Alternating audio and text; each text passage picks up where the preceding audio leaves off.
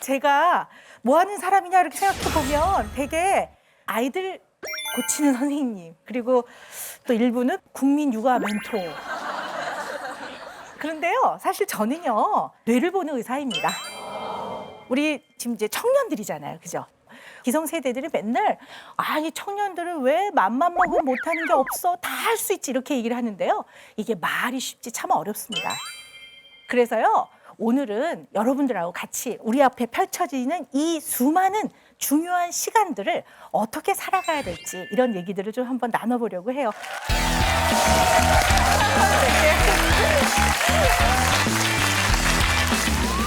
우리는요, 조용한 아침의 나라, 한국의 국민입니다.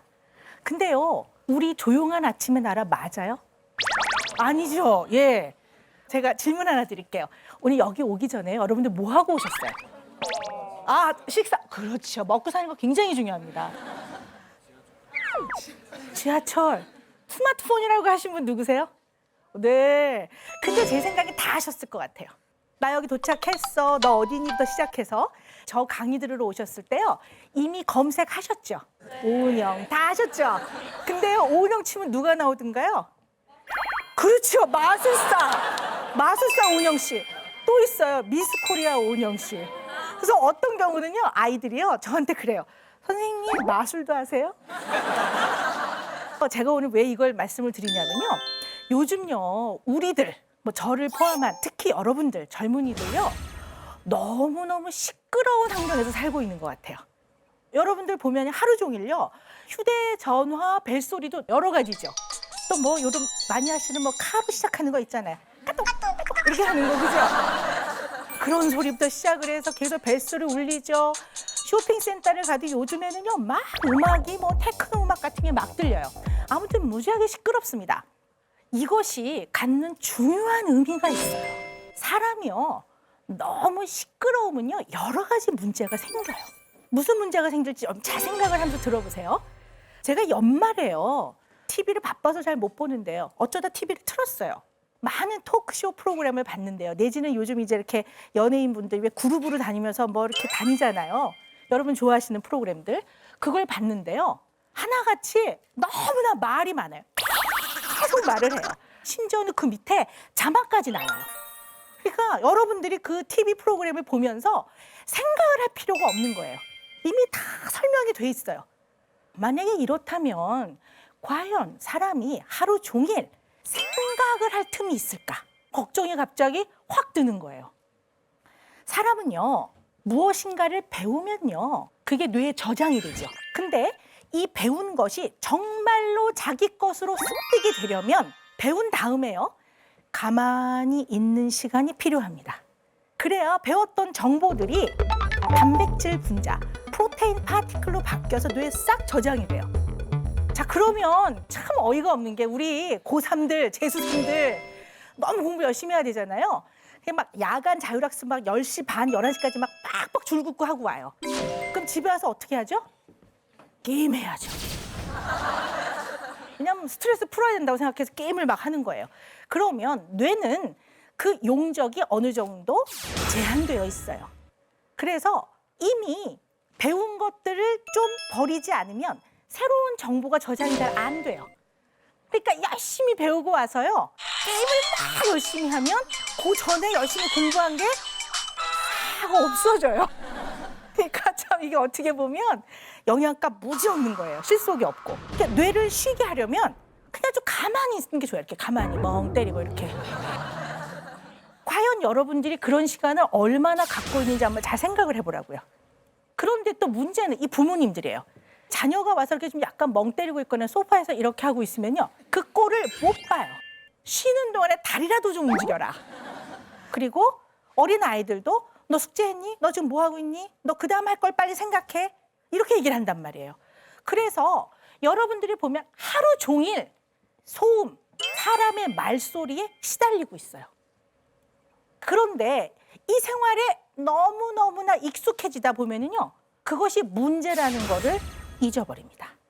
그리고 너무나 익숙해져서 생각을 차근차근 하는 게 매우 어렵다라고 저는 생각합니다. 그리고 그 과정을 너무 지루해하고 못 견뎌해요. 이런 사람들은 결국은 충동적이고 욕구 조절을 하기가 어렵습니다. 우리가 이렇게 차근차근 생각하는 능력이 없으면요, 심지어는 무엇인가를 갖고 싶은 욕구마저도 지연시키는 게 굉장히 어렵습니다. 우리 부모님 세대는 과연 어땠을까 이런 생각을 해보면 그 시대는 참 없이 살던 시대예요.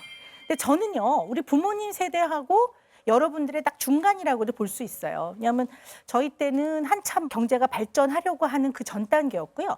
그렇지만 저희 역시도 갖고 싶은 거를 충분히 잘 갖지 못했던 세대입니다. 저는 지금 기억나는 게 하나 있는데요. 제가 살던 동네에 운동용품을 이렇게 파는 조그만 잡화상 같은 게 있었어요.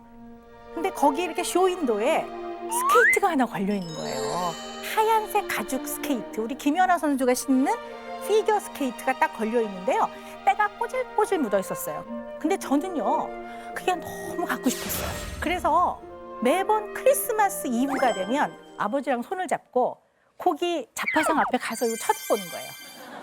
저걸 언제쯤 가질 수 있을까? 그러면 이제 저희 아버지가 내년 크리스마스 때는 갖게 되지 않을까? 그럴 수 있겠죠? 물론 산타를 믿었던 건 아니고 이제 아버지가 사주신다는 건 알았지만 그리고 1년을 또 기다려요. 내년 크리스마스 때는 선물로 받게 되지 않을까? 이러다가 결국 그것을 6학년 크리스마스 이브날 선물로 받았습니다. 물론 빨간색 스케이트였어요. 전 지금도 그걸 기억해요. 그 스케이트를 6학년 때 받았는데 저는 세상을 다 얻은 것 같았어요. 너무 좋은 거예요. 너무 좋고 어떤 마음이 한편 들었느냐 하면은 우리 아버지가 약속을 지켜주셨구나. 이게 5년 이상이 걸렸지만 내가 그걸 갖게 됐을 때 그 기쁨을 이루 말할 수가 없었습니다. 그때에 비하면 여러분들은 너무나 풍요롭죠. 물질이 요즘엔 넘쳐나요. 여러분들 여기 휴대폰, 휴대전화기 없습니다. 손 한번 들어보세요. 봐요. 한 분도 없어요.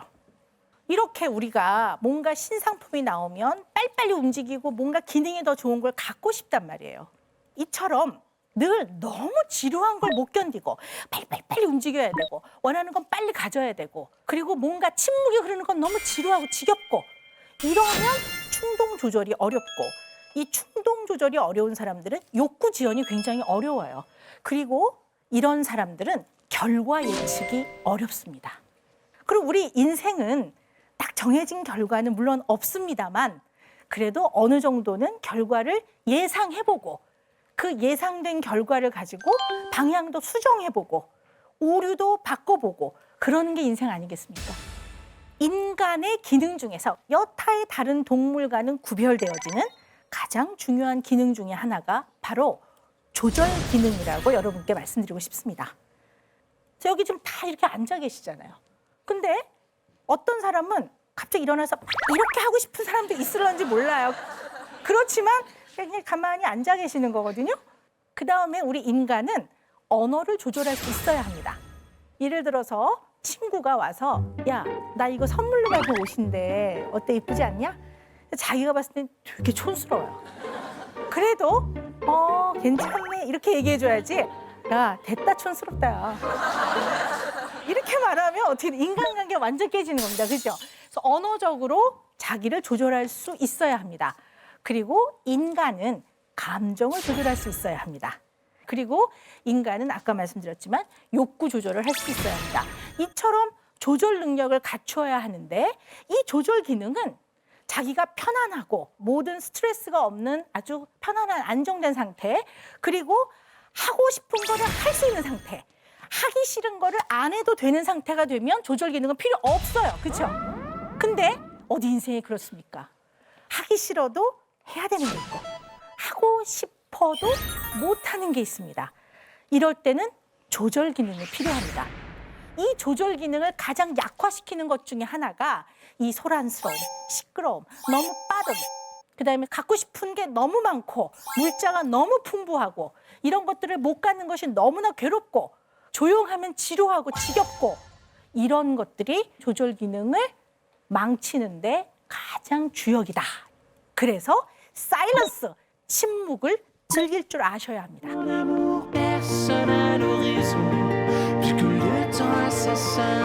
Personne ici n'a plus de saison. Pourquoi écouter en vain la météo cruelle?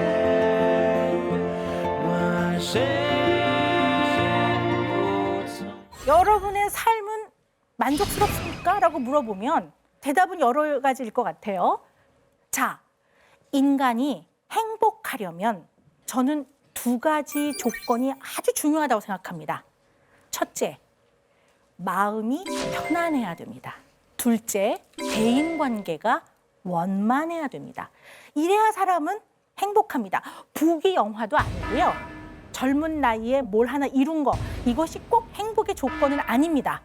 아니 뭐 재벌이라고 하루에 5끼를 먹겠습니까? 그리고 뭐 금변기에서 볼일을 보시겠습니까? 절대 그렇지 않습니다. 엄청난 부를 이룬 재력가들이 꼭 행복할까요? 저는 그렇게 생각 안 합니다. 그렇지만 마음이 편안하고 주변 사람들과 원만하게 지내고 친지, 친구, 가족들과 편안하고 이 사람이 행복한 사람 아닐까요?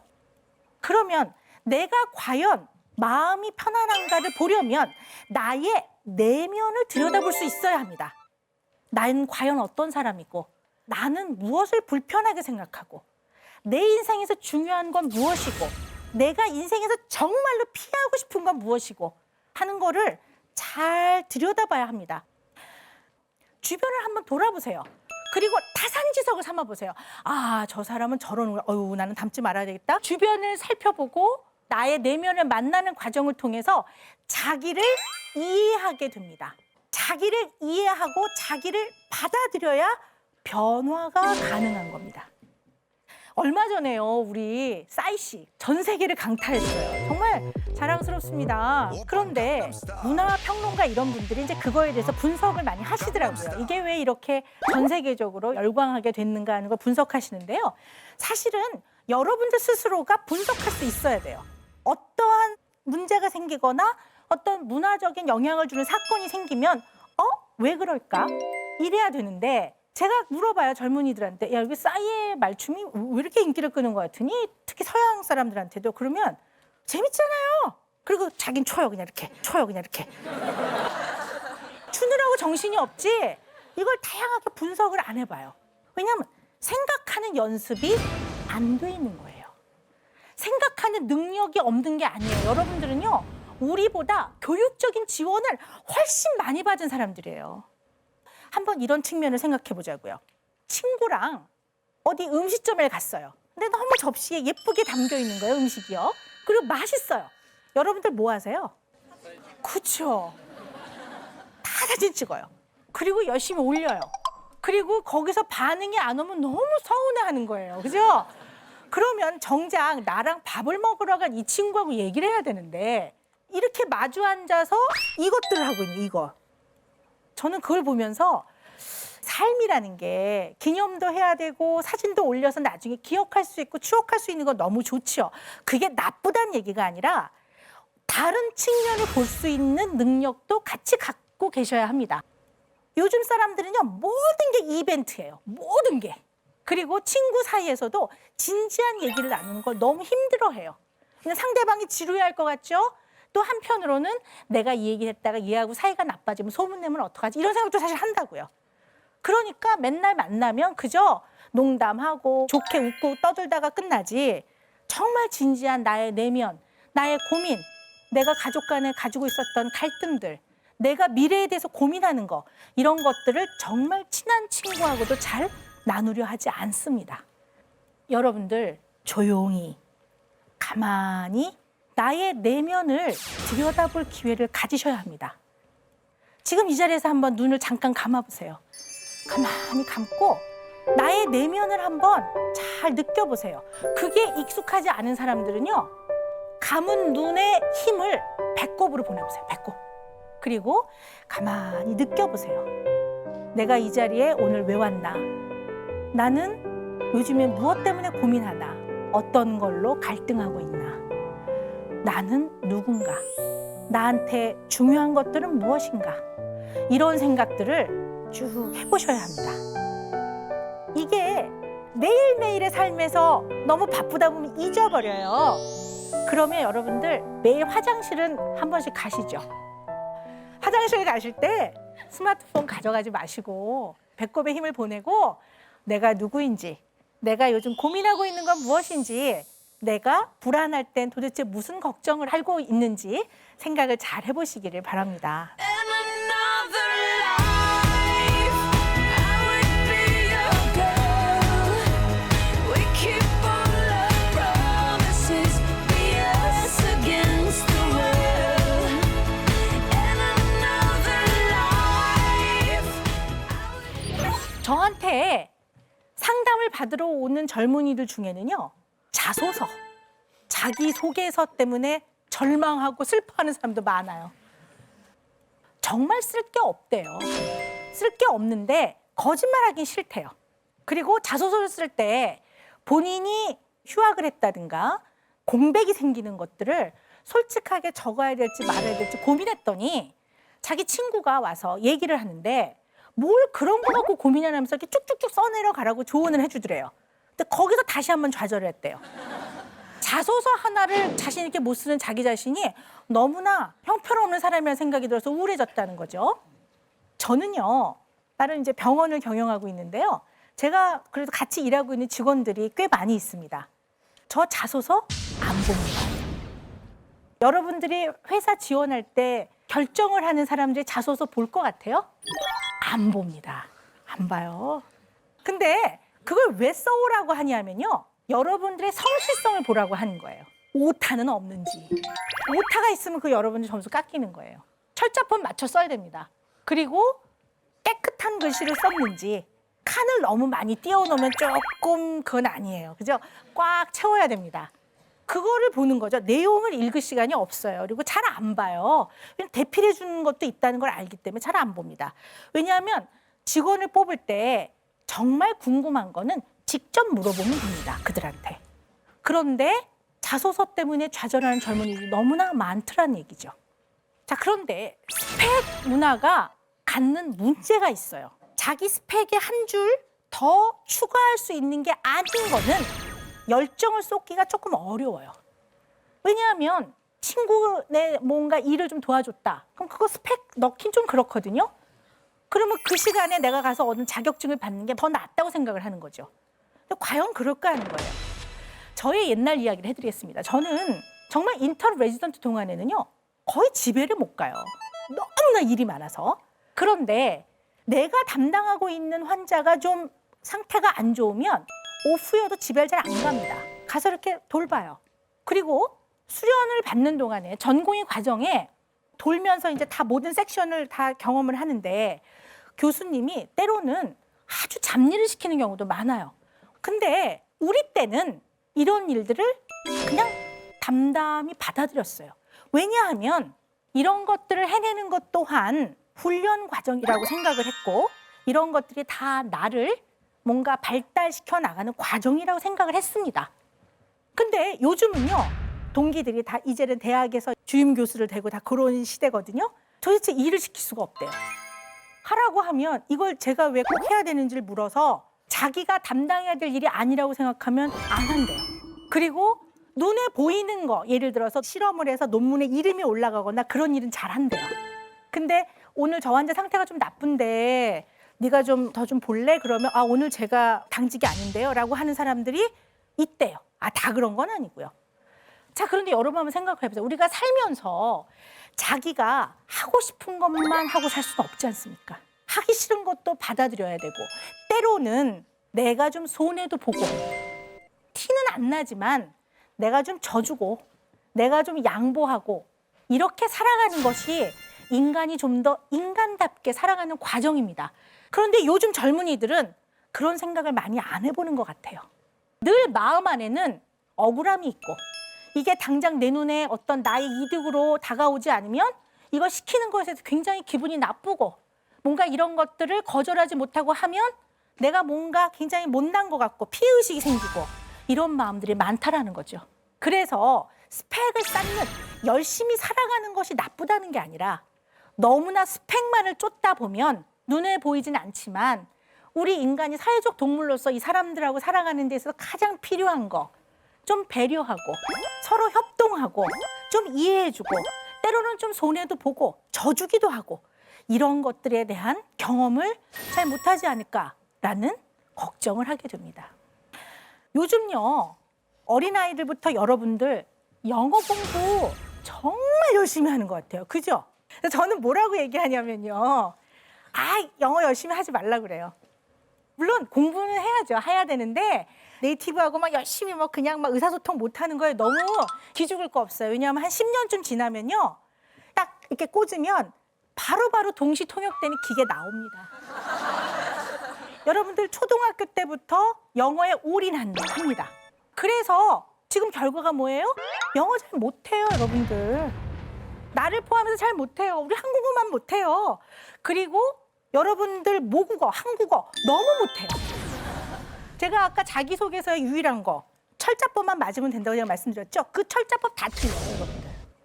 그리고 맨날 영어 쓰느라고 여러분들 맨날 이거 하느라고 한국어를 써보라고 하면 글자도 너무너무 삐뚤빼뚤해. 그다음에 여러분들 제일 많이 하는 게 뭔지 아세요? 뭐라고 얘기하면요. 정말? 정말이야? 대박이다. 그 말 이외에는 잘할 줄을 몰라요. 그 좋은 대학을 간 청소년들도 뭐라고 얘기를 하냐면 선생님 제가 솔직하게 얘기를 하면요. 제가요 교과서 이외에 제대로 되어 있는 문학서적 두꺼운 거를 읽어본 게 몇 권이 안 됩니다. 이렇게 얘기를 해요. 이러니 한국 사람이 모국어인 한국어를 제대로 사용하지 못하고 그렇다고 영어를 꼭 잘하는 것도 아니고 여러분이 노력하실 거는 이력서에 한 줄 더 들어가는 스펙이 아니라 자기네 나라 모국어로 제대로 읽고 말하고 듣고 쓸 줄 알아야 합니다. 그리고 이거를 다른 사람과 잘 공유할 수 있어야 되고 자기 생각을 머릿속에서 잘 정리해낼 수 있어야 됩니다. 결국 이런 게 안 되면 공부는 너무 많이 했어요. 너무 많은 사교육과 너무나 많은 학원, 너무나 많은 과정을 거쳤지만 제대로 머릿속에서 생각을 정리할 수 없는 그런 사람으로 커버린다는 거죠. 말하자면 고비용 저효율입니다. 그래서 스펙을 쌓지 않았다고 절대로 좌절하실 필요가 없습니다.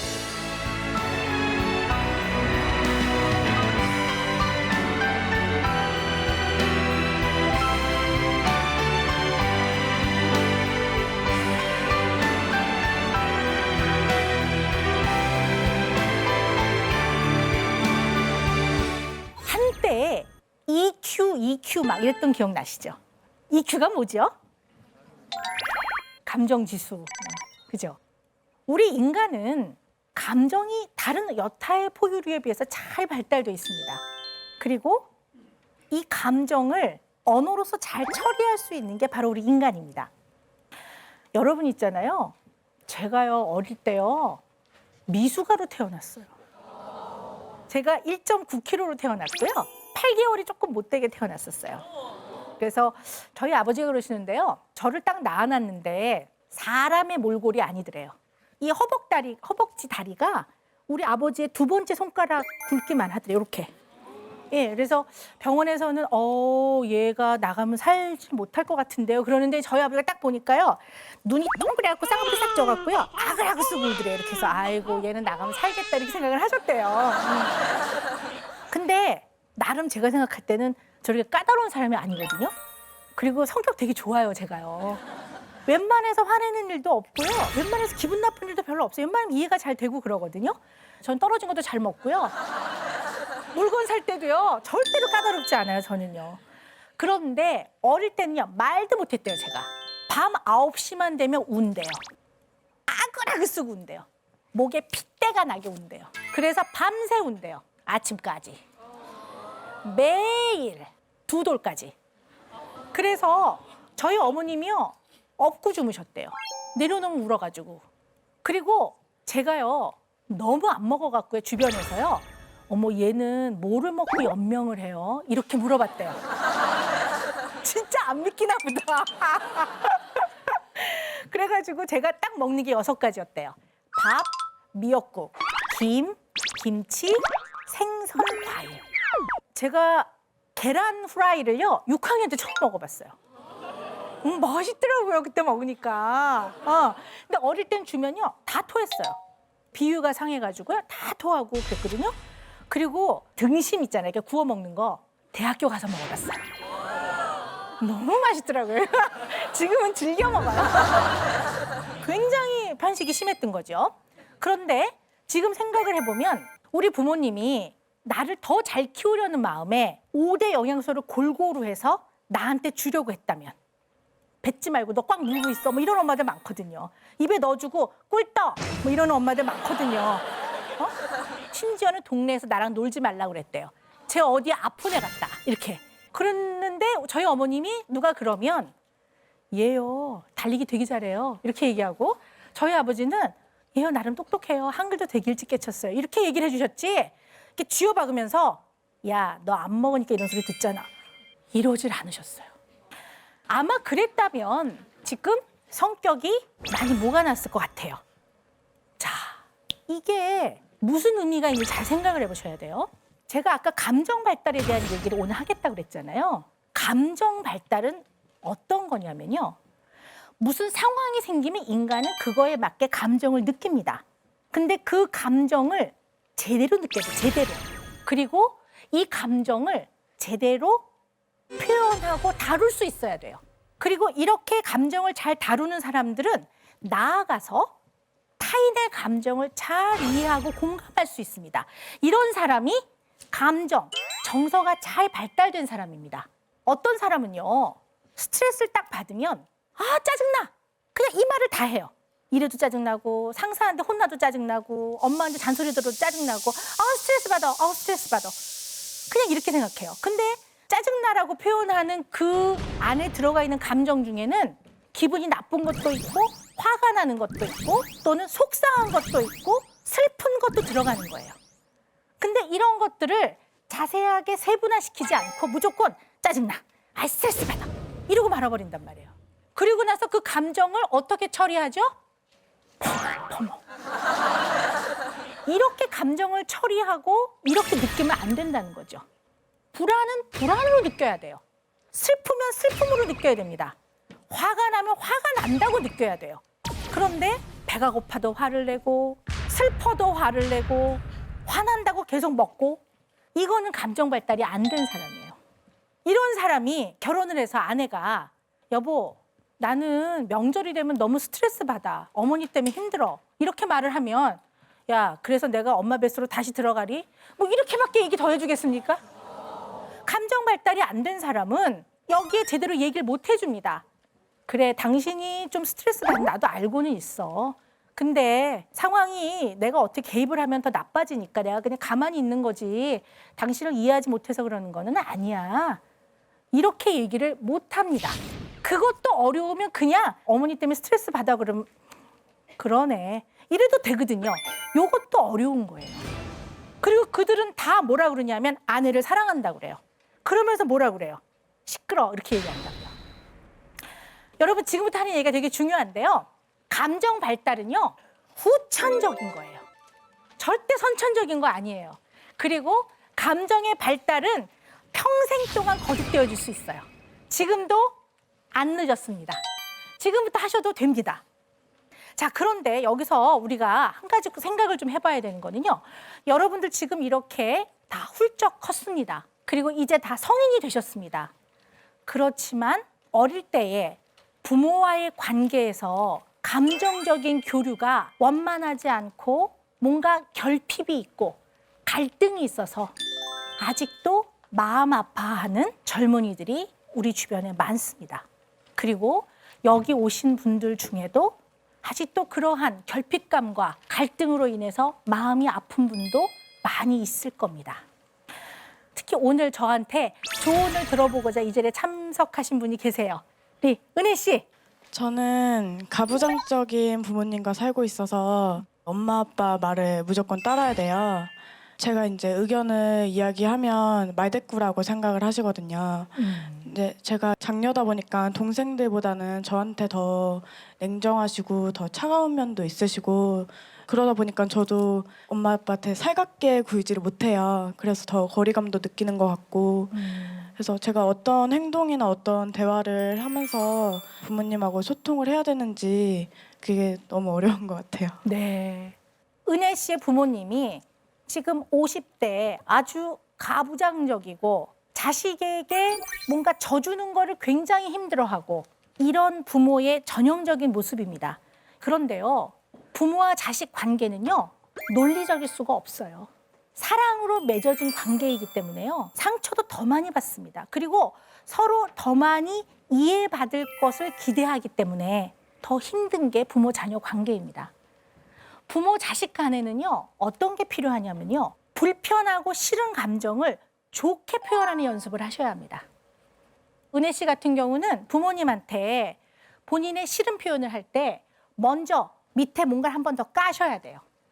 부모님이 최선을 다해서 어려운 시절에도 저 열심히 키워주신 거 제가 알거든요.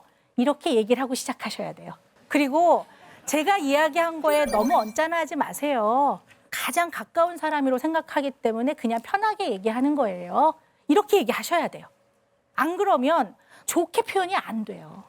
그리고 부모님들은 이거에 대해서 우리가 이렇게 너를 사랑하고 키웠다라는 본질을 이해하지 못하고 오해한다고 생각해요. 그래서 굉장히 언짢아지는 거죠. 인간은요, 일정한 나이가 되면 부모로부터 독립되고 하나의 개체로서 살아가야 됩니다. 그래서 때로는 싫은 소리도 해야 합니다, 부모한테. 그리고 싫은 소리를 할 때 좋게 표현하는 연습을 많이 하셔야 됩니다. 좋게 이야기하면 부모님이 알았어, 그렇게 하마, 이렇게 얘기할까요? 안 합니다. 나중에 보면 표현 안 한 것만 못한 일이 생겨요. 무슨 솔직한 얘기를 했다고 보면 나중에 울고불고 서로 싸우고 있거든요. 그러니까 말을 안 하는 게 낫다라고 생각하죠. 그럼 말을 안 하면 여러분들 압력솥에 밥을 줄 때 압력을 조금씩 빼야지만 나중에 밥이 잘 되잖아요. 그죠? 압력이 안 빠지면 뻥 하고 터집니다. 그런 것처럼 불편한 감정들은 적절히 빼서 배출할 수 있어야 됩니다. 특히 사랑을 전제로 맺어진 가족 간에는 말을 할 수 있어야 합니다. 그래서 제가 여러분들께 드리는 조언은 부모님의 반응, 부모님의 답, 관계없이 그냥 하고 싶은 말씀을 하세요. 대신 좋게 하세요. 절대로 악을 지르거나 소리 지르지 말고 격분하지 말고 얘기하세요. 그러려면 거울을 보고 연습을 많이 하세요. 혼자 방 안에서 중얼중얼 근데요 제가요 이렇게 하시라고요. 응?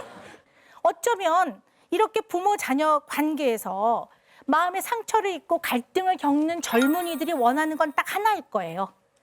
나는 좋은 사람이에요. 나를 이렇게 좋은 사람으로 키워주신 엄마 아빠께 사실은 마음으로 감사드려요. 두 분이 나를 사랑하는 거를 모르지 않아요. 그렇지만 나 잘되라고 했던 표현 중에는 어린 내가 받아들이기에는 너무 상처가 됐던 게 많아요. 그리고 그때 마음이 아팠었어요. 그런데 그냥 말씀드리고 싶은 거예요. 내가 이랬다라는 거를. 이거예요. 그죠? 그래서 여러분들은 이런 후천적으로 발달돼야 되는 정서 발달이 만약에 좀 미숙하고 잘 안 됐다는 느낌이 들 때는 지금부터 열심히 노력하십시오. 마음이 편안한 사람이 행복한 사람입니다. 그리고 정서가 잘 발달되면 타인을 잘 이해하고 공감하기 때문에 대인관계가 원만합니다. 그래서 행복해지실 수가 있습니다. 이제 좀 주제를 바꿔볼게요. 우리는 죽어라고 취직 준비를 하는데 맨날 취업 어렵다는 기사밖에 없어요. 학위를 받아도 뭐 어디서 어서 옵쇼를 안 해요. 그리고 취직을 했는데 정말 죽도록 일해야 되고 인터넷 같은 데 보면 누구는 무슨 쇼핑몰을 해서 대박을 냈다 이러는데 연봉을 오를 생각을 안 해요. 이처럼 여러분들은 마음 한편에서는 좌절과 절망이 많은 젊은이들입니다. 그렇지만 우리가 이렇게 살아갈 수는 없습니다. 좌절과 절망이 많은 젊은이들이요, 공격성을 길러야 합니다. 공격성? 오, 선생님이 무슨 웬 공격성? 이렇게 말을 하실 거예요. 근데 도널드 윈너컷이라는 유명한 학자가 있습니다. 이 도널드 윈너컷이 공격성, 영어로 말하면 aggression이라고 합니다. 이 aggression은 나한테 주어진 옛것을 허물고 나만의 새로운 삶, 인생을 창조해 나가는 데 필요한 에너지 동력원이다. 이렇게 말을 했습니다. 이야, 멋있는 얘기 아니에요? 저는 막 그 얘기를 듣고 우와 이랬어요. 왜 그랬냐면요, 저는요 좀 맹랑한 애였어요. 맹랑한 애. 제가 중학교 1학년 때였던 것 같아요. 3월 달로 제가 기억을 해요. 자려고 이렇게 누웠는데요, 잠이 잘 안 와요. 그리고 바람 소리가 쌩쌩 들리더라고요. 그래서 누웠다가 벌떡 일어나서 아 오늘 내가 이 얘기를 좀 해야 되겠다. 그리고 이제 방으로 갔어요. 안방으로. 똑똑 두드렸더니 저희 부모님이 야 너 왜 그러니? 제가 드릴 말씀이 있거든요. 그랬더니 너 왜? 들어와라 그러시더라고요. 그래서 제가 딱 자리에 앉아서 제가요 아버지 중학생도 됐고요. 그랬더니 그래 그러시더라고요. 제가요 사막에 떨어뜨려 놔도 제가 혼자 살아나올 거거든요. 그러니까요 제 인생은 제 거거든요. 제가 알아서 살게. 얼마나 맹랑해요, 그죠? 지금 생각해 보면. 근데 저희 아버지가 그 얘기를 딱 듣더니 눈을 동그랗게 뜨시더니 그래라 그러시더라고요. 그래서 참 할 말이 없죠. 그래라고 하니까 네 열심히 살겠습니다 이러고 나와서 그게 바로 제가 말씀드린 공격성입니다. 여러분들이 여러분 부모님이 주어진 삶 그것을 허물고 여러분만의 새로운 창조적인 인생으로 살아나가는 데는 반드시 에너지원이 필요합니다. 여러분들요 누가 지나갈 때 콱 쳤어요. 그러면 아파 이렇게 할 수 있어야 된다는 얘기죠. 또는 누가 야 너 이따위로 할 수 있어? 이렇게 얘기하면 너나 잘해 이렇게 할 수 있어야 된단 말이에요. 부모님이 뭐라 하면 저는 그렇게 생각 안 하는데요 이렇게 할 수 있어야 되고 회사에 나가서 여러분들의 상사가 말도 안 되는 걸 요구하면 이거는 좀 부당하다고 생각합니다 이렇게 말할 수 있어야 돼요. 세상을 살아나가는데 누구랑 주먹질을 하라는 게 아니라 그런 싸움을 하라는 게 아니라 당당하게 세상에서 오는 자극을 향해서 더 굳건히 버틸 수 있는 힘이 필요하다는 거죠. 이 공격성은 인간관계의 가장 기본입니다. 그리고 이 공격성이 적당히 발달이 돼야지만 다시 한번 해보지 뭐 잘할 수 있을 거야 이런 마음이 생깁니다. 그리고 대인관계에서 지나치게 쫄지 않는 힘도 생깁니다. 그런데 이 공격성이 잘 발달이 안 되면 지나치게 공격적이거나 지나치게 위축될 수 있습니다. 여러분 자신이 그것이 잘 발달되는지 잘 한번 생각해 보세요. 자기 내면을 잘 봐보세요. 작은 소리에도 내가 너무너무 기분 나빠하지 않는지 조금만 소리에도 손톱을 세우고 있는 건 아닌지 그리고 누가 조금만 뭐라고 해도 지나치게 위축되고 쫄진 않는지 이런 생각을 잘 해보셔야 됩니다. 그래서 여러분이 상처받았을 때 여러분이 거울을 보고 스스로에게 한솔아 아까 너 상처받았지? 너가 기분 나쁜 건 당연한 거야. 그렇지만 너에게 그렇게 말한 애가 꼭 너보다 잘난 건 아니야. 그리고 걔가 반드시 정답은 아니야. 그리고 거울 보고 연습하세요. 야, 너 지난번에 이렇게 말하니까 나 기분 나빴다 야. 자, 그리고 여러분들이 공격성을 발달시키기 위해서는요. 운동을 좀 하세요. 운동. 저희 아들이요. 초등학교 3학년 때요. 목욕을 시키는데요. 여기가 이렇게 퍼렇게 멍이 들어왔어요. 깜짝 놀랐어요. 너 여기 왜 이렇게 왜 그러니? 그랬더니 걔가 하는 말이 엄마 우리 반에 심모라고 하는 애가 나를 매일 때려. 그래서 너무 놀랐어요. 왜? 그랬더니 엄마 걔는 이유도 없이 그냥 때려 나를. 너는 뭐 하는데? 걔가 하는 말이 엄마 내가 걔를 뻥 하면 걔 날라가. 걔 되게 조그맣거든. 근데 우리는 등치가 좀 크거든요. 제가 이런 일을 하는 사람이지만 그래도 자식이 맞아갖고 온다니까 엄청 열받더라고요. 그래서 보통 엄마들 같으면 걔 누구야? 당장 가자. 저도 사실 정말 그러고 싶었는데 마음을 누르고 야 근데 걔가 너를 부당하게 때리는 건 그거는 안 되잖아. 부당하게 때릴 때는 너를 방어해야지 가만히 있으면 안 되거든. 그러니까 우리 아들이 하는 말이 엄마 그래서 내가 너 한 번만 더 때리면 선생님한테 잃는다 이렇게 얘기했더니 매일 딱 한 번만 때리고 가. 어이가 없더라고요. 딱 한 번만 때리고 쏘리 그러고 간대요.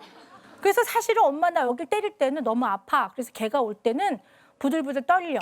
뭐 이러더라고요. 그래서 제가 뭐라 그랬냐면 야, 이 힘이 다는 아닌데 일단 배에다 힘을 넣고 머리카락을 한번 날려라. 야, 죽는다.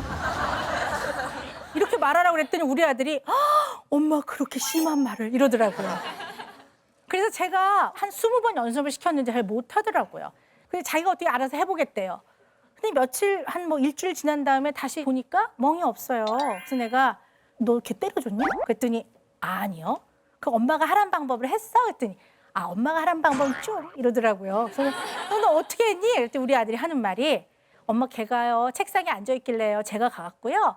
그냥 콱 누르면서 야 나 좀 업어주라 이랬대요. 근데 우리 아이가 체격이 좋으니까 걔가 꽉 눌리더래요. 그래서 오 이러더래요. 그래서 다음에 와보죠. 그리고 이제 왔더니 걔가 다음에 자기한테 옆으로 안 오더래요. 그러니까 나름 우리 아들도 방법을 생각했던 것 같아요. 그래서 제가 아이쿠 안 되겠다. 무슨 생각이 들었냐면 저는 초등학교 다닐 때 우리 반 남자애들 저 좀 무서워했거든요. 때려준 건 아니고 저 되게 조그맸는데요. 좀 웃기는 애였어요. 맹랑한 애였어요, 저는요. 그래서 중학교 때도 쉬는 시간에 창문에 이렇게 있으면 바바리 아저씨가 이렇게 와가지고 얘들아! 그러면서 이렇게 쫙 하는 아저씨 있잖아요. 그러니까 막 애들이 소리를 지르고 막 수업에 너무너무 방해가 되는 거예요. 근데 제가 반장이었거든요, 중학교 1학년 때요. 근데 애들이 저보고 야, 반장 네가 가서 어떻게 해결 좀 하래요.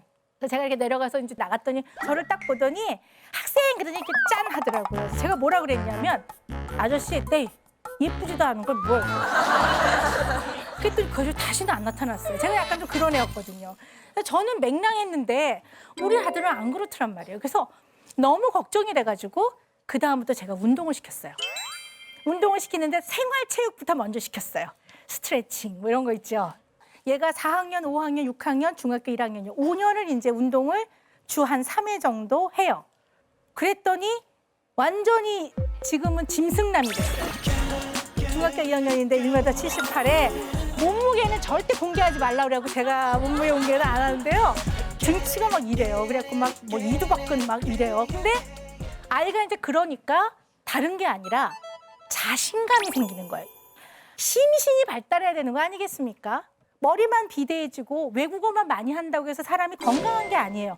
몸이 발달돼야 되는데 이런 게 안 되니까 정상적인 공격성 뭐 이런 게 잘 발달이 안 되는 거예요. 그러면 세상을 향해서 내가 단단하지 않은데 무슨 미래에 대한 희망과 비전이 있겠습니까? 반드시 운동을 하십시오. 그렇다고 해서 돈을 들여서 체육관을 가라 이런 뜻은 아닙니다. 집에서라도 하세요. 맨손 체조라도 좀 하시고 몸 스트레칭도 하시고 적당히 걷는 걸 좀 하시는 게 필요합니다. 제가 이 얘기를 하면서 또 찔려요. 제가 운동을 못하고 있거든요. 속으로 여러분들 아유 그러는 선생님이랑 운동 좀 하세요. 이런 생각이 들 것 같은데 어쨌든 저는 50이 다 된 아줌마고 여러분들은 훨씬 저보다 밝은 미래가 있지 않습니까? 그죠? Twist like a knife for the rest of your life.